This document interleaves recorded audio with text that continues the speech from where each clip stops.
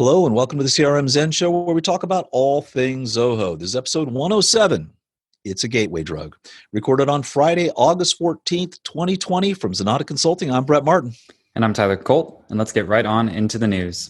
Well, we've talked about this a lot, Tyler. Zoho CRM is getting a Kanban view update.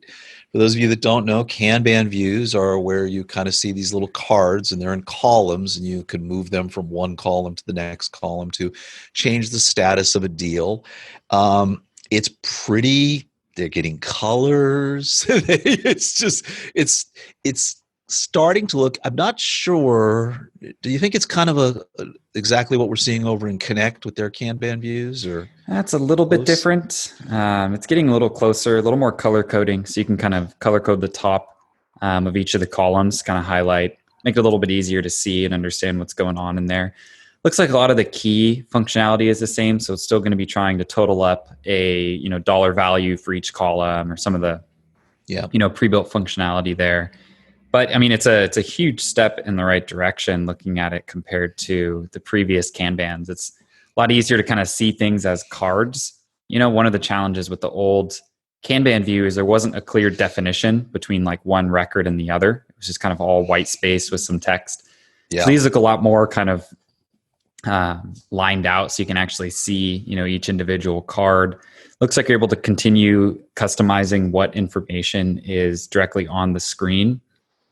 It looks like a really solid improvement over the previous Kanban view. Yeah, I like it. I mean, if I had to complain, because I like to do that sometimes, it's that they're still not going to apply this to the activities view. I've never understood Kanbans and visits. That's just its own weird thing. But activities is really the key use for most Kanbans. I mean, if you look at things like Trello, that's a Kanban board. The whole thing is done on, and that's just for moving your tasks around and projects. And you really want to kind of define their columns, like I'm doing this today. This is in progress. This hasn't been started. This is completed. And oftentimes when you move, just if you move something to completed, then that's it. It's completed. You can have it go away. There's all kinds of things you can do. I love the fact they're doing this for deals. I just don't know why. I mean, activities has always been difficult because even the Kanban views in the CRM for activities are useless pretty much, right? They don't. Yeah. So I think step one here was they're trying to map out the pipeline, because that's how a lot of people do use Kanbans. If you think about like Pipedrive or HubSpot, it's all for managing those deal stages. I think what my kind of theory about why they struggle with activities is because there's 3 different types of records in there. So currently when you look at the activities Kanban board, it kind of breaks them up into what they're related to. So like here's tasks, events, and calls related to contacts. Here's ones related to deals, right? Yep. And I think the challenge is that when you make a Kanban, you're choosing a pick list field to make the Kanban based on. So like the default deal Kanban would be based on your stage pick list, right? Which has options A, B, C, and D. I think, and this is just my theory on why they haven't done it for activities, but I'm thinking that the reason it's more challenging is you might not have that same pick list value in each of those types of activities. And there isn't really like a standard pick list, right? There isn't an activity status. You'll have like a task status, an event status, and they all have their own options. Now, what would be nice is maybe to get a Kanban for each of those types, or maybe just one for tasks. You only really need it for tasks, right? Maybe calls. I can see tasks and calls, right? Mm-hmm.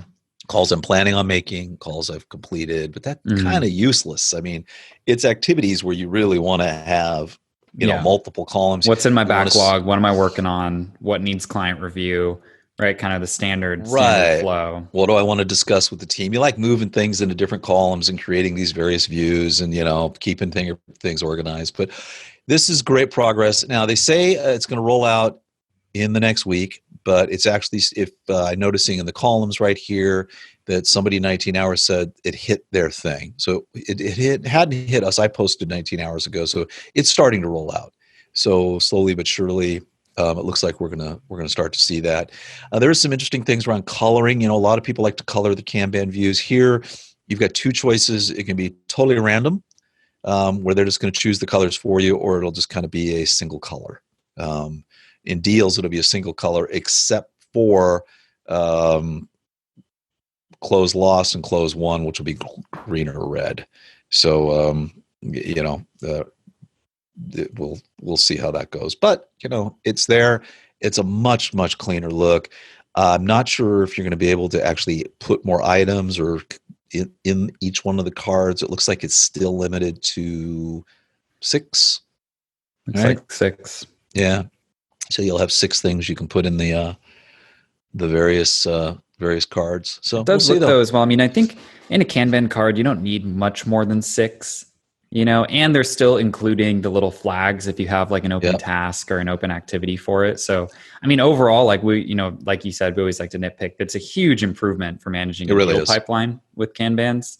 Or if you have like a custom module and you want to track that with a Kanban, I think this is a massive improvement over the previous system. Yeah, I'm stoked. We've talked about it forever. So, like you say, it's baby steps. Also, Zoho Mail got some updates. They've now have integrations for Todoist, Wrike, Monday, and Insightly CRM. So, Todoist, Wrike, and Monday are all basically project management, task management type of tools. Insightly is a full-blown CRM. So, this is just Zoho slowly working their way in various products. Hey, try us out and maybe you like the rest of our stuff. But nice integrations, and a lot of these widgets that they're building into Zoho Mail, they're up to over 25 widgets now and growing. Some really good stuff. And it's nice when they build them as widgets, because then you kind of get a user interface inside of Mail that you can kind of work in, right? So it's not just like you click a button and it's supposed to post over to your task list, but you don't really know. Right, building them as widgets makes Mail more of like a platform rather than just an email browser.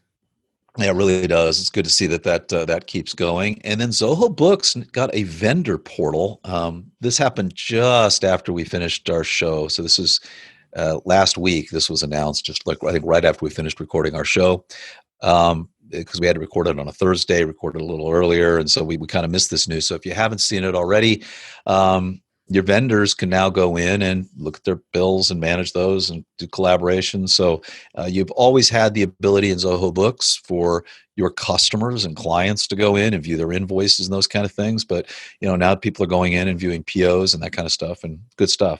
So it'll probably end up looking and feeling pretty similar to the customer portal, right? Where they kind of have their tabs running down the side and they're able to review any of these documents that you've assigned to them and likely make some changes like accepting or billing out, possibly, confirming payment on some of these vendor related items. Yeah, it's definitely a nice improvement. One that, glad to see him put that in there. Oh man, am I going to have fun with this? I don't even know where to go on this next story, Tyler. So Zoho Bigin got some new product updates here. So I just take these bit by bit. So you can now migrate from Zoho CRM to Bigin. So if you want to go from a full-featured, amazing CRM to what started off as a stripped-down one that's still missing a lot of stuff, you can do that now. You can migrate. Zoho Sites now has integration with Bigin, so you can integrate your web forms and all the things from Sites, and it goes right in. They've also put in what they needed to do for email is you now have the ability for authentication, so your SPF and your DKIM records can basically be verified in there. But the crazy part is when I started scrolling down on this news article, one said, well, when are we going to get total integration between Zoho Books and Bigin? And someone says that's in progress, and that'll be here by the end of September 2020. So there's going to be full Books integration into Bigin. And then someone says, well, hey, I don't want just to migrate. What about integration between Zoho CRM and I want a synchronization, full synchronization between Bigin and Zoho CRM. And they say that's coming by the end of 2020. So you can migrate or you can sync. I don't know where they're going with this. Not sure what's happening, because that solves all the Kanban. I mean, as this starts to go, maybe it was just too much work to completely rewrite Zoho CRM from scratch to do all the things they wanted to do. So maybe they decided, let's begin again. And they started writing this. I mean, maybe I'm right here, Tyler. I don't know. I mean, maybe that's what this is all about, is that there was just too much damn work. So they basically started with a brand new, fresh take on things, and then slowly they're putting things back in the proper manner. Thoughts? I mean, it's crazy. Yeah, it's very odd. I mean, some of these are great, like Zoho Sites. You definitely want that integrated. Totally. Kind of surprised that email authentication wasn't rolled out day one, just because that's in all of their other applications. And if you're going to be mailing from a CRM, it's a need to have. It's not a nice to have. Like you Right. must have that authenticator. You're just going to go to spam. So kind of surprising those didn't roll out kind of on day one. But yeah, it's just interesting to try to track, the vision for this product, because you'd imagine, right, your lightweight CRM. Do you need a financial suite integration for your lightweight CRM? So it'll definitely be interesting. But, the odd thing too is if they were planning on you kind of syncing over to Bigin to use that Kanban and some of those UI features, it's odd for them to also spend the time then improving them in the CRM. So kind of like doubling up on work, making some of these functionalities or views come together in these two applications. It almost reminds me a little bit of the Campaigns and Marketing Hub split, and that was a little while back now, but just that, when they first released Marketing Hub, it came out with all these features that, you'd imagine, why aren't these just in Campaigns? And then a month later, those features all come to Campaigns. And then a month later, you now can switch your integration from Marketing Hub to Campaigns and back and forth, where it's like, right. It's hard to track sometimes exactly what the vision is for the product. And that's not to say, Bigin is gorgeous UI, like it works real well, but right. Just sometimes it's hard to follow exactly where the plan's going with these. It's crazy. I like to think, I hope that there's a master plan behind all this. That would be nice. Is there a master plan? I hope so. I don't know. Bigin, though, is getting to be something that we're going to have to spend a lot more time, because I think for a lot of clients coming in, it may be where they need to go. Mm-hmm. It's part of Zoho One, and now as they start plugging these things in with these beautiful integrations, it's getting to the point you can recommend it. Yep. And it really doesn't change the pricing. It's like, hey, you're still paying $35 per user per month, but guess what? You don't need the full-blown CRM. Mm-hmm. Let's give you this simple, modern UI. I don't know. Have we played around with workflow? I guess we go on for hours about this, but there's a lot there. I think it could too. It could also be kind of a gateway drug product, that they want to have like a low priced, kind of stripped down version of a CRM that you can kind of get accustomed to and start playing with Zoho. And then you see all these integrations that it has to, the finance suite, to Zoho Sites. It has products, right? And maybe you start to tap in. Maybe they kind of see it as an entry point, where you start there and maybe move to Zoho One. And, if you want to go to the CRM, kind of the bigger version, you could always integrate or migrate that way. But yeah, it's it's kind of an odd product to track over time. It feels like we talk about it a lot, versus how often we really use it. But it's just an oddball product, I guess, that there's just continual source of news. So Bigin is like it's the reefer madness of the Zoho product line. It's that gateway drug. It's exactly going to lead to the heroin that is Zoho CRM. I don't know. What does that mean, man? Anyway, all right. Zoho Creator got their August updates. This is what is rolling out in the month of August. It's quite a bit. Well, they're going to tell you that you need to go to, number one, you got to go to Creator 5. We talked about that last week. It's happening. You need to do it. File preview and reports, displaying published components inside published pages, external hosting for widgets, and more, supporting record templates in the detailed view, and integrating Creator with Zoho Directory. The Zoho Directory is picking up a lot of steam, it seems like, with more support for it. You spend a lot more time in this product than I do, Tyler. What are your thoughts? Yeah, so other than the upgrade to Creator 5, which I think is an improvement kind of across the board, just being aware that that's coming out, I do like this file preview in reports. So basically what this is allowing you to do is if you have like an attachment field in a Creator form and you display that field in a given report, it'll kind of pre-pop a little preview of that file when you go ahead and click on it. So it kind of gives you a chance to glance at it.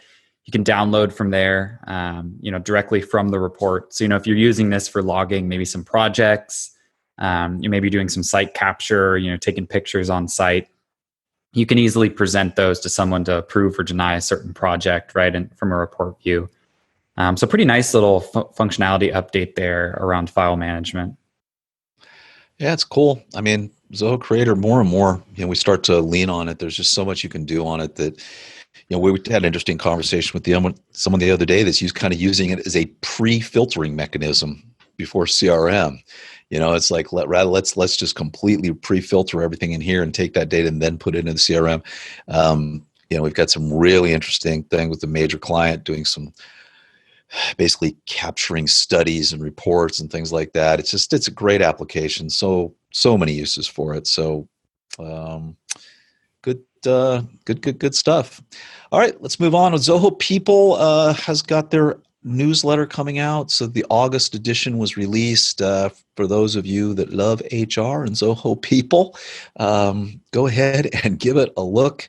This is pretty slick. I'm really happy Zoho's doing these. Each one of the individual product groups is kind of coming out with their own newsletters, and so I want to promote these. I wish you could subscribe.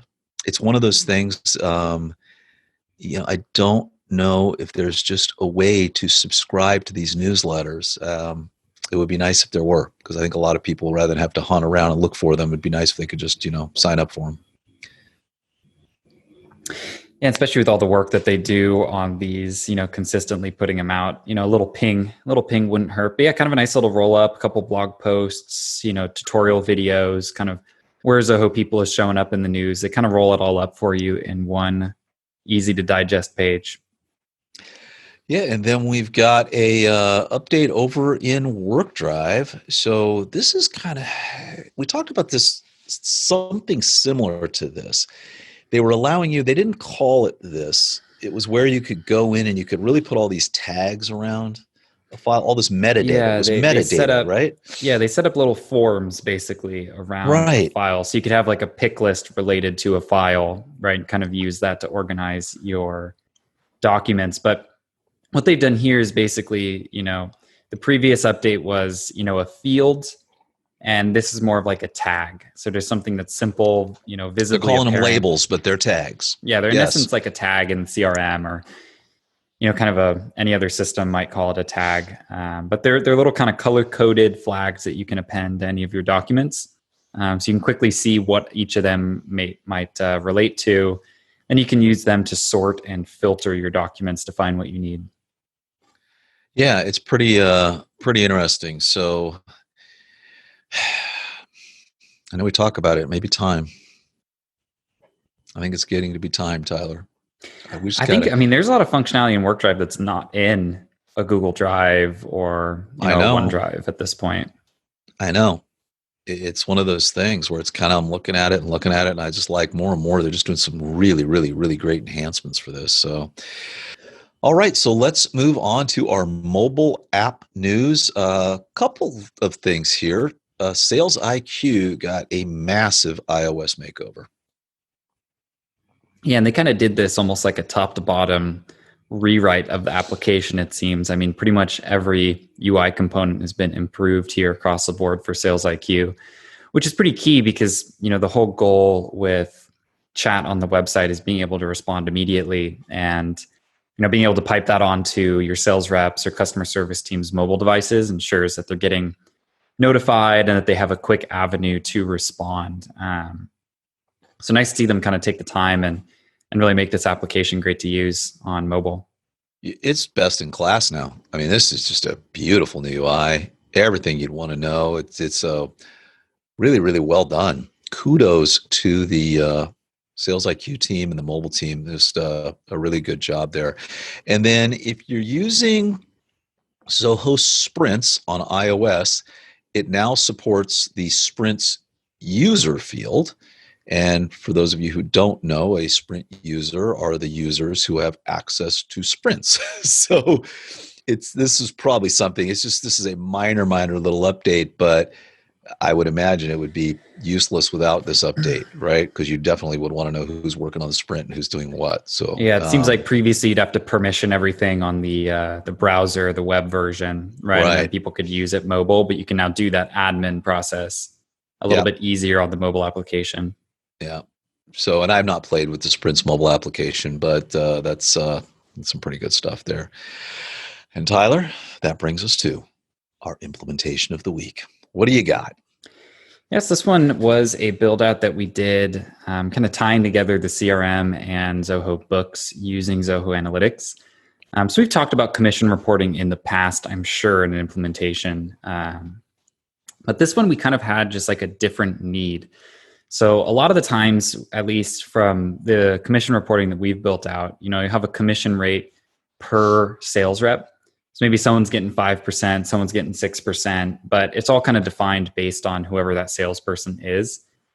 We had a different request where, the client wanted to build out commission reporting, but where the commission rate was set at an account level, right? So maybe a large distributor, they're getting 3% on, but like a boutique retail store, they're going to get 12% on, right? So it's just, just as an example, you might have some different commission rates based on, a company type or specific companies. So what we did here was basically throw in a commission rate field. We set this up to be editable only by admin users, because you don't want anyone to just be able to decide what commission they're going to get on one of their accounts. And then basically what we did is we synced that value over to Zoho Books, just using the pre-built integration, right? So you can just map your custom fields between both places. And then kind of what we did is we set up a workspace over in Analytics where we pulled in the CRM and the books data. So we kind of had everything all in one bucket. And then what we're able to do is basically put together reports where, you're tracking all these different invoiced sales. You're grouping them based on the salesperson, and then you're calculating the commission based on the account value that they sold to. So you could have a sales rep that's getting a commission rate from 1 to 10% based on all these different accounts, but you're able to roll up all those commissions all in one report based on, real paid invoices. And you've done this a few times for several clients. I mean, on one of them, you actually broke out the products as well and paid on the different type product sets as well, right? So this is kind of we've kind of rolled this out for a few. I mean, there are a lot of these really weird little commission tools that are out there. So there are a lot of plugins that are made, and then there's some third-party add-ons. But honestly, this is the only way to go. I mean, I think we've looked at this so many different ways, and it just seems to be, unless it's just a basic flat deal where we pay 15%, right, to everybody kind of thing. Yeah, sure. Then you can just do a formula field inside a deal and, calculate that when it's closed one. Or, if your commission structure does fit into some type of pre-built plugin, that's all fine. Well, because then you're getting, kind of a UI improvement if you're building it out in this little related application. But a lot of times for us, what we found is that, commissions they can get a lot more complicated than that. And because you're able to do customization in books and in the CRM, and you're able to add in even more logic and formula fields and math that's being calculated over in Analytics. Yep. We've just found that this is kind of the most robust way to put together these reports. We're able to capture the most variability in commission reporting. Yeah. And there's you can do it this way. There's some creator apps that do it, but if you have complicated things, it's kind of worth it. Only really a couple ways to go with this. So I really like the way ours always turn out. And the big thing too is it's just kind of putting to use some of the best parts, in my opinion, about Zoho Analytics, in that you can effectively use your data tables, so like your table of invoices, like an Excel spreadsheet, and create formula fields, like logic-driven formula fields over in Analytics that does a lot of this work for you. So it's almost similar to like pulling it into a spreadsheet tool, except you're also able to then roll up and create your reports and summaries out of that data. So it's just a super, super powerful tool. I mean, it's where we spend a lot of our time, it seems like nowadays. And that's a beautiful segue, Tyler, because sometimes spreadsheets are good, but sometimes spreadsheets are bad. And so this week's read of the week comes to us from CustomerThink. HubSpot Sorry, sometimes we got to skip you. But this is by Kevin Wessels, and he is basically spent his entire career working on CRMs and working with companies that have spreadsheets, and getting people off of spreadsheets and getting them into a CRM. And while sometimes you do want to get stuff out of the CRM into a spreadsheet for some quick analysis, for the most part, you want that data entered into the CRM. And this is just an article really kind of talking about the benefits of that. And, it's one of these things, we've got a lot of listeners, and, I think, well, this article won't be all that valuable.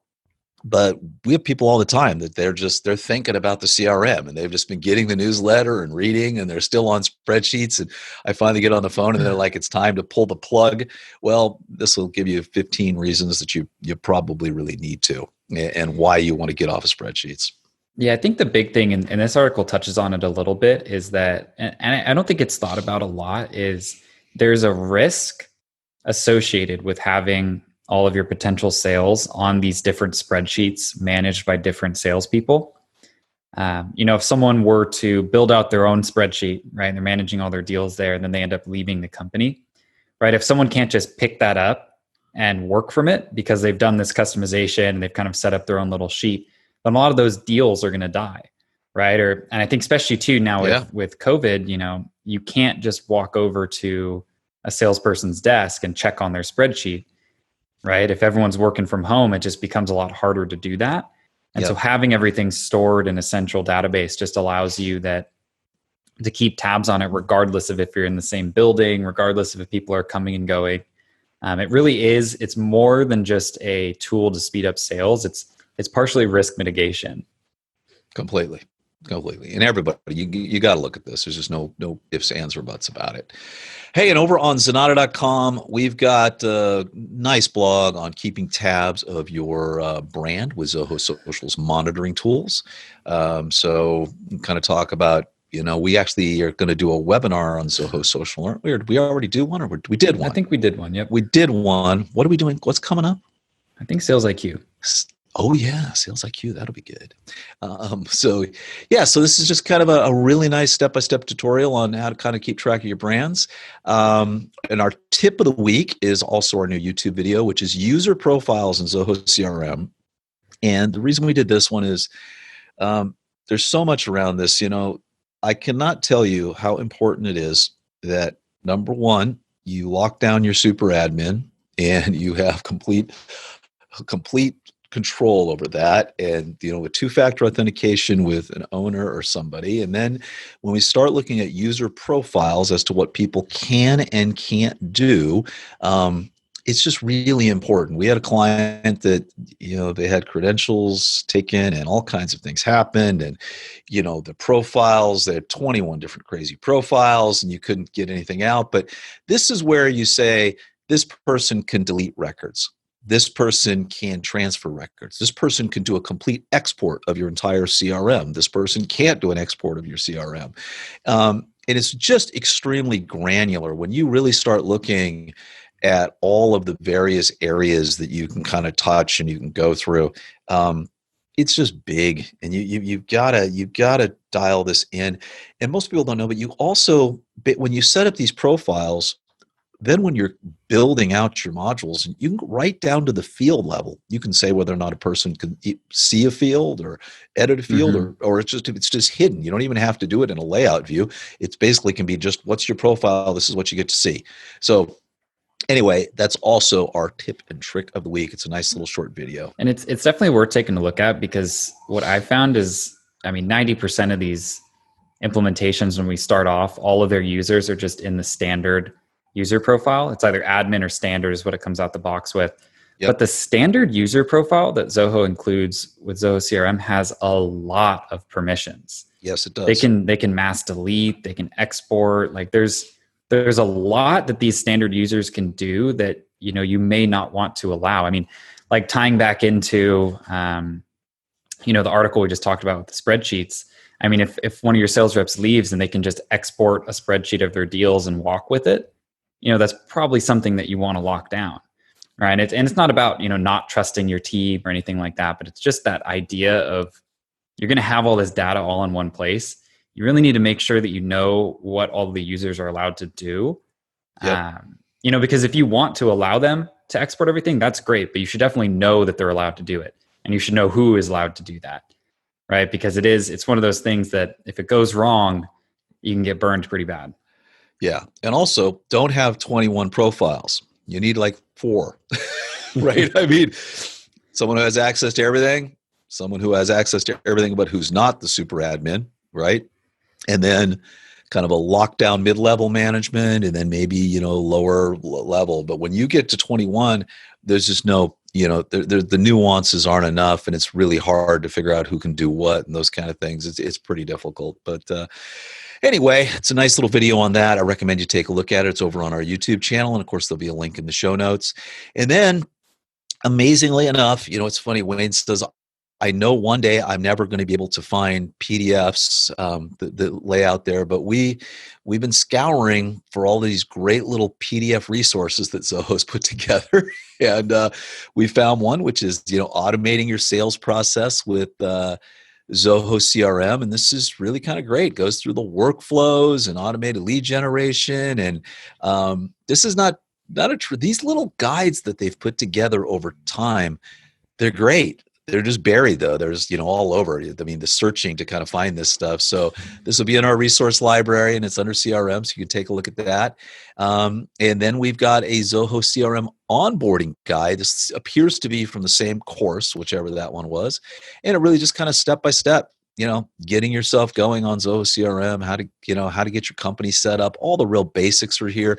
So if you're a person that doesn't like videos, but kind of likes to read, these PDFs, they're, we've got them set up so you can download them, or you can view them in a flipboard style. You can do whatever you want with them. So kudos to Wayne for finding 2 more really good resources. We gotta start being careful with these. We're going to put ourselves out of business. I know, but it's great stuff. I mean, I'm really happy to see this kind of this kind of documentation for doing things. And so, because a lot of people, you want to read it, and it used to be, I don't know, maybe I'm of that age where anytime new software would come out, what you would do is you'd immediately go down to Barnes and Noble, and, someone would have just put the big book out, right?